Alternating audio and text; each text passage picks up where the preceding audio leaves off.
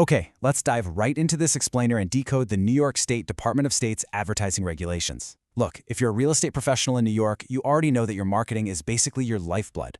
It's how you connect with clients, showcase properties, and ultimately how you grow your business, right?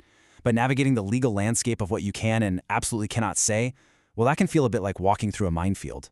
Today, we're going to clear all of that up so you can market yourself with total confidence and zero fear of an audit.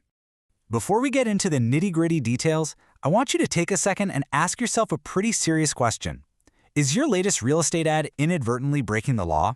Seriously, think about that Instagram reel you posted this morning, or maybe that fresh batch of mailers you just sent off to the printer. The regulations are highly specific, and the state absolutely does not accept "oops, I didn't know" as an excuse. A tiny omission on a yard sign or a single missing word on your website could easily trigger some hefty fines or disciplinary action. But hey, don't sweat it, because getting you compliant is exactly why we're here today. To get you fully up to speed, here's our roadmap for today. 1. The stakes of real estate ads. 2. Who holds the power? 3. Print, cards, and signs. 4. Navigating the digital world. And 5. Playing by team rules. Starting off with Section 1, the stakes of real estate ads and understanding the rules. Our starting point is this, the official Department of State checklist. Just looking at this document proves that we aren't talking about arbitrary guidelines or friendly suggestions tossed around by a local board. No, this is a strict, statewide framework designed specifically to protect the public from misleading info and, as a bonus, to prevent you from getting slapped with fines. The Department of State actually recommends evaluating your advertising periodically against this very list. So we're going to use the core principles from this playbook as our anchor today. So, first things first, we need to define advertising itself. In the eyes of the state, an advertisement covers literally any promotion or solicitation related to your licensed real estate business.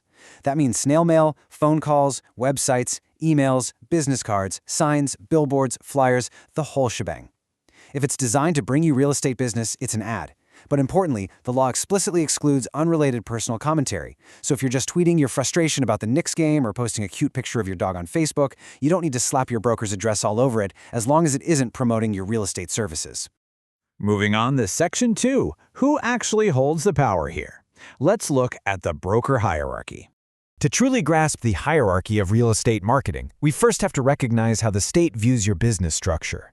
Legally speaking, a real estate brokerage is defined as a real estate company represented by a real estate broker. Notice the heavy emphasis there. The entire entity is represented by that single licensed broker of record. Literally everything flows from them.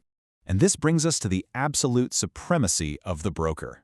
The law literally states that only a real estate broker is permitted to place an advertisement. So wait, what does that actually mean if you're a salesperson or an associate broker? Well, it means you are operating entirely under their umbrella. Actually, scratch that. It means you represent them directly. As a salesperson or a team, you cannot place an ad for a property without the explicit approval of your supervising broker of record. Your ads represent them, which means they hold the ultimate veto power and bear the ultimate responsibility. All right, Section 3, print, cards, and signs. Let's apply these rules to your physical marketing. Think about the next time you log on to order a fresh box of business cards. You've got to ensure these 4 specific elements are present. You absolutely need your business address, your exact license type, something like licensed real estate salesperson, the name of your broker or brokerage, and crucially, the main office telephone number. Now, you can for sure add your direct cell phone number as an alternative contact. Most people do. But that main office number and your broker's name, those are non-negotiable, mandatory inclusions. Now here's a fun one that catches a lot of people off guard. Let's say your legal name on your Department of State license is James, but literally everyone has called you Jimmy since the 3rd grade. Can your signs just say Jimmy? Well, yes, but only if your full license name is also visibly printed clearly and conspicuously. You can't just completely abandon your legal license name in your marketing because you prefer a nickname. The public has to be able to look you up in the state database, and they can't exactly do that if you're only using a nickname. Furthermore, if you were planting a physical for sale sign right in a client's front yard, it absolutely must identify the brokerage. Simply slapping your own beautiful headshot, your name, and your cell phone number on the sign is a direct violation of state regulations. Remember what we covered earlier. Technically, only the broker advertises the property. So that sign has to make it abundantly clear to anyone driving by which official real estate company actually holds the listing. Let's jump into Section 4, navigating the digital world of websites and emails. The internet lets you share a massive amount of data, including properties that you don't personally list.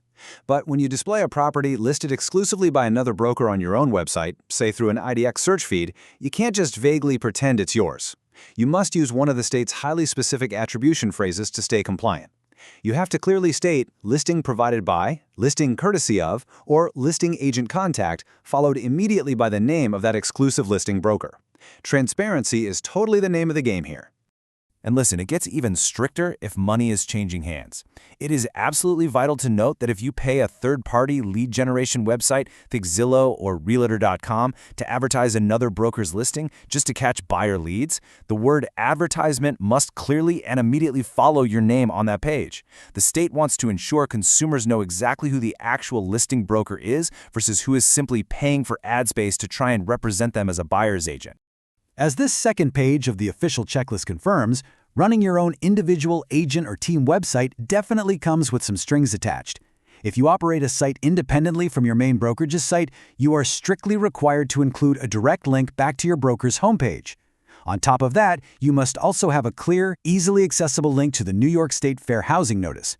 Seriously, if you leave this explainer and do just one thing today, go check your website footer for those 2 links. Now, what about your inbox? For cold outreach, or that very first initial email to a brand new client, that message must contain all your required license and broker info, basically the whole giant signature block. But thankfully, the state recognizes that endless email threads would get completely ridiculous if you had to include a massive block of legal text every time you just replied, "Thanks." So you are totally allowed to drop the heavy legal footer in your subsequent follow-up replies to that same person.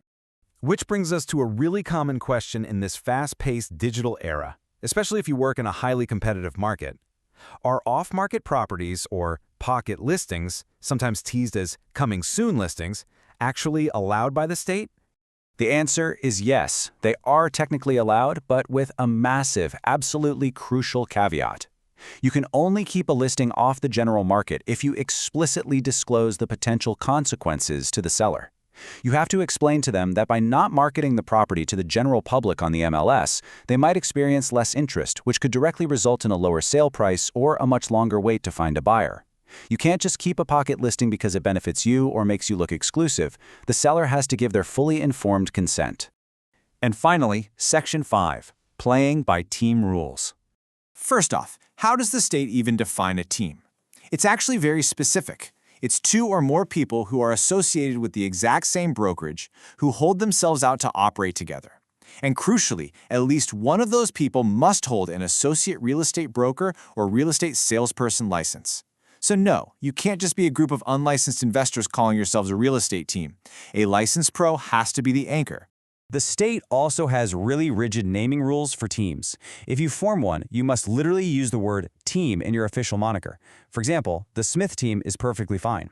However, using terms like realty, group, or associates, like the Smith Realty Group, is strictly prohibited by the Department of State. Why? Well, because words like realty make it sound like you are your own independent brokerage, and that completely misleads the public. You're a team within a brokerage, not a standalone company. And if you happen to feature unlicensed assistants, marketing directors, or administrative staff in your team's advertising, maybe you've got a really nice group photo on the About Us page of your website, you must clearly and conspicuously identify them as non-licensees. You cannot list an unlicensed assistant right next to a licensed agent without clarifying their role. Otherwise, the public might be misled into thinking your admin is legally qualified to negotiate a contract for them. So as we wrap up this explainer on New York State advertising regulations, I want to leave you with a final provocative thought. Take a hard, honest look at your current website, your business cards, and your social media profiles. If the Department of State audited your marketing right now, today, would your ads pass the test? Or is it maybe time to make some swift updates? Remember, staying compliant isn't just about avoiding a fine, it's about building genuine trust with the public through transparent, professional marketing. Thanks for diving into these rules with me.